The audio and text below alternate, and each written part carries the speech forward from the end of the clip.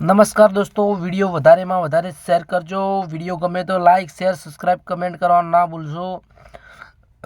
દોસ્તો, આ એક પાલિસ્તાનની સત્ય ઘટના છે।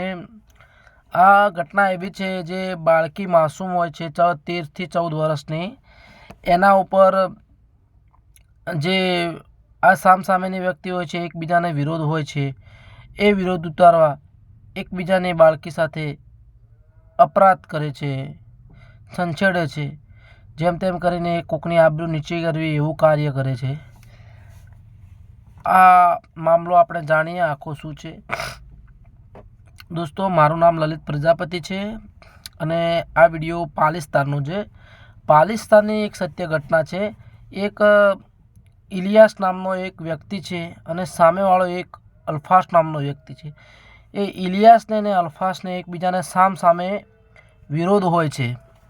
એ વિરોધ એવો હોય છે જે તેમના ગળપણની વાતો, જૂની યાદો એ એકબીજાને ગંભીરતાથી લઈને ફરી જાય છે કે કોક દિવસ આપણે એનું હાટું વાળીએ।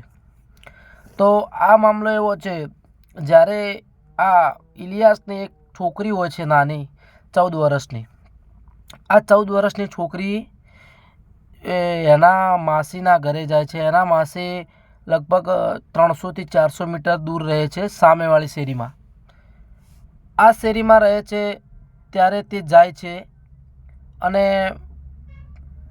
રોડ હોય છે રસ્તા વચ્ચે, સામે ઇલિયાસનું ઘર હોય છે અને ઓમ ક્રોસિંગમાં લગભગ 300-400 કિલોમીટર સુધી એની માસીનું ઘર હોય છે। તો આ માસૂમ બાળકી તે માસીના ઘરે જાય છે। એના નાના નાના છોકરા હોય છે, એના માસીના છોકરાના છોકરા હોય છે, એ એના સાથે મોજ મસ્તી કરવા। તો આ માસૂમ બાળકી જ્યારે એના માસીના ત્યાં જાય છે એટલે આ અલ્ફાસ એ છોકરીને જોઈ જાય છે। આ છોકરીને જોવે ત્યારે એ ઇલિયાસ એ છોકરીને મોકલે ત્યારે એ છોકરી રોડ ઉપર જાય છે અને ઇલિયાસ તેને જોઈને નીચે ઉતરે છે અને આ છોકરીને બાજુમાં જઈને શારીરિક રીતે અડપલા કરે છે।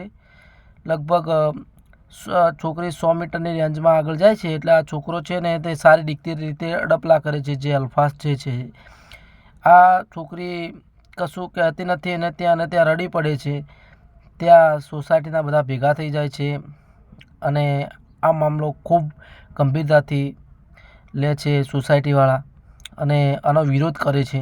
પછી આ છોકરીના પપ્પાને ખબર પડે છે તો છોકરીના પપ્પા પાસે બધી સોસાયટીની વ્યક્તિ જાણે છે તો તેના પપ્પા સાફ કહી દે છે કે મારે આમની રીતે દુશ્મની છે, હું કશું વિચારતો નથી, પરંતુ આ જૂની અદા લઈને ફરી જાય છે। પછી સોસાયટીવાળા એવું વિચારે છે કે આવો વ્યક્તિ આપણી સોસાયટીમાં હોવો ન જોઈએ। એ તો સાચું જ છે અને આવું માસૂમ બાળકી સાથે ન થવું જોઈએ। મોટાની અલગ વાત છે।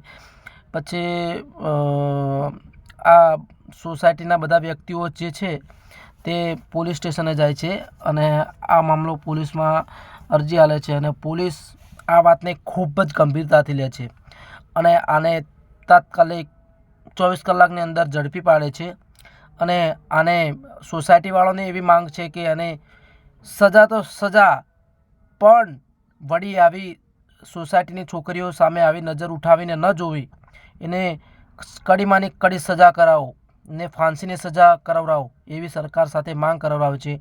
પરંતુ પોલીસ કોર્ટના જજમેન્ટની વાત જોવે છે અને કોર્ટે લગભગ 25 દિવસમાં એના રિમાન્ડ મંજૂર કર્યા છે।